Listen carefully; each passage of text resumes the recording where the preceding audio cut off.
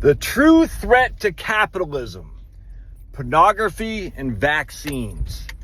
So I was reading an article, a white paper from Jeremy Grantham, and I'm not a big Jeremy Grantham fan. He's been screaming about climate change for years, and I can't take it. I can't take people screaming about climate change as they fly their freaking private jets and they have their yachts. It's just absolutely absurd. And I don't know if Jeremy Grantham has private jets and yachts, but I can almost assure you he does because he's a rich guy. Anyway, it was a very interesting paper he had written. And I actually appreciate his thinking. I just don't agree with him about climate change in the least. We need CO2. CO2 we need in abundance. A lack of CO2 is deadly. More CO2, the better. That's just a fact. Anyway, so Jeremy Grantham was talking about the toxicity and the chemicals, organic chemicals we've developed since the end of World War II. Organic chemistry that chemicals, the organic chemists have developed since the end of World War II, and the chemicals they produced. It's very interesting. He talks about in terms of the rise of autism, the sperm declines, the lack of sex amongst young people. One of the examples he had given was Japan has 50% less 20-year-olds today than they did 50 years ago. And that's freaking nuts, dude. I'm 54, so basically when I was born in Japan, there's 2 Joshes. Now there's just one who's 20 years old. Isn't that crazy? It's just, that's freaking stunning. And South Korea, China has a replacement rate of 1, and they did a study in Japan. They said basically, I don't know, like 50% of the people haven't had sex between 20 and 29 or something. It's amazing. It's absurd. And then he talks about autism. He talks about the rise of Parkinson's and all this. And he gives a lot of he attributes most of this to the organic chemistry and the chemicals and whatnot. Plastics, essentially. He basically talks a lot about plastics, glyphosate from Monsanto, which Bayer owns, all that. Dude, I get all that. I don't have any qualm with that, making that argument. But he didn't say anything about pornography in terms of men's, or not just men, but the inability of sexual relations. Nothing at all. How could you just not even look at pornography? Dude, pornography is like, was it like the top 10 websites on our pornographic websites? It's insane. The amount of porn out is insane. Like nothing, like you might have seen your dad's Playboy or something like that. You know what I'm saying? As a young man. Dude, now it's just all right here on your phone. Unlimited. You want to see anything you want to see is out there. Is unlimited. And I'm sorry, men who get attached to pornography will get addicted. Many of them do. And when they're addicted to pornography, let's just put it this way, that makes them less inclined to get jiggy with it, if that makes sense. And I don't know, I'm not a woman, so I don't know how it works, but I do know men. We are sexual creatures, all right? We like to get jiggy. And if you're watching porn, you're not getting jiggy. You're just not. I'm just telling you, man. That's why do you think they had to invent Viagra and all this crap? Not because men were like losing interest, is because men were getting addicted to porn. I don't care what anybody says, man. And I know it's verboten or whatever that word is to talk about pornography, but it's really not good, man. It's just a fact. Men get addicted to stuff very easily, and as such, they lose their interest in getting jiggy. I don't know what it works with women, but I just know that men needs to perform, and if men doesn't perform, then women aren't getting jiggy either, if that makes sense.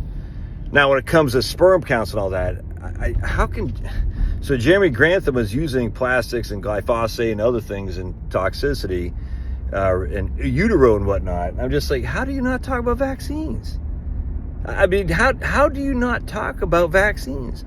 The number of vaccines that infants have nowadays is stunningly high to where it was when I was growing up. There's never been and Jeremy talks about, there's never been a study to prove the safety of these toxins, the toxicity of these chemicals. And I'm like, there's never been a study to prove the safety of all these vaccines. There just hasn't been. This isn't, you must be Jenny McCarthy, an anti-vaxxer. Well, first of all, I am.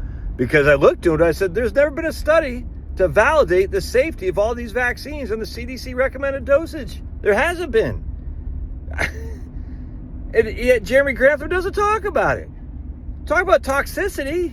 How do you talk about toxicity in plastics relative to childbirth, not infant mortality, but autism, diseases, Parkinson's, whatnot, and not look at vaccine schedule? I don't understand how you do that, especially when you talk about toxicity. I'm like, dude, toxicity in the vaccines is well known. How do you not talk about that? Especially when you're saying there's never been a study on these chemicals that we're using since World War II. It's the weirdest thing to me. It's like even the richest guys in the world can't talk about men's addiction to pornography and how much vaccines are out there. It's strange to me. It's like the minute you say, hey, I got a question about a vaccine, it used to be you were considered a left-wing loon back in my pro-vax days. It's like, oh, Jenny McCarthy, idiots, Robert De Niro, idiots. And I can't stand Robert De Niro, but I appreciate now his look into vaccines. But back then I was like, oh, left-wing loon, you're challenging vaccines, just trust the science. And now it's like these guys don't want to be considered a right-wing loon. Like, oh, you don't believe in vaccines, you must be a Trumpster, a MAGA, redneck, blah, blah, blah. It's the weirdest thing, man. I don't understand why it's got to be this false dichotomy. There are some good ideas on the left, and there are some good ideas on the right. I just don't understand, like, why, if it comes from a Trump-supporting guy, it must inherently be bad. But if it comes from a Biden support, what heals up Harris, it must inherently be good. Or vice versa, frankly. I mean, if it comes, there are some good ideas out there from both sides. And to not have the ability to talk about them because you don't want to be called a MAGA or a freaking libtard, it's just stupid, man. I don't want to be that way. I mean, I'm right-wing. I'm a right-wing populist, absolutely. Christian nationalist, guilty as charged, unequivocally, pro-America. But that doesn't mean the right has all the answers. They just don't. The right's been a hell of a lot wrong for many, many things, man. Anyway, it's just frustrating me. It's like, why can't you talk about the freaking elephant in the room? Pornography, reducing sexual activity, I don't know if it has anything to do with sperm count. I don't know. My inclination has got to have something to do with some guys looking at pornography 3 or 4 times a day. And I know there are people doing that. That can't be good for sperm count, but I don't know. I know it can't. I know it's not good for his performance in the sack, if you know what I'm saying. That's just, it goes without saying. And every man knows what I'm talking about. Part 2, and I guess you could say alcohol too, but I don't know. Because when they call it whiskey D for a reason. Once you're being drunk, you can't really, I don't know, you get what I'm saying. But then not to talk about vaccines when it comes to toxicity is just weird to me. And I think if we're going to have a real discussion on this stuff, we got to look at everything to say, hey, what are we doing to ourselves here? Because at the way it's going, this is scary for the future of humanity, man. I mean, humanity, we need a growing population, and the way things are going now, it's not looking good. It's just not looking good.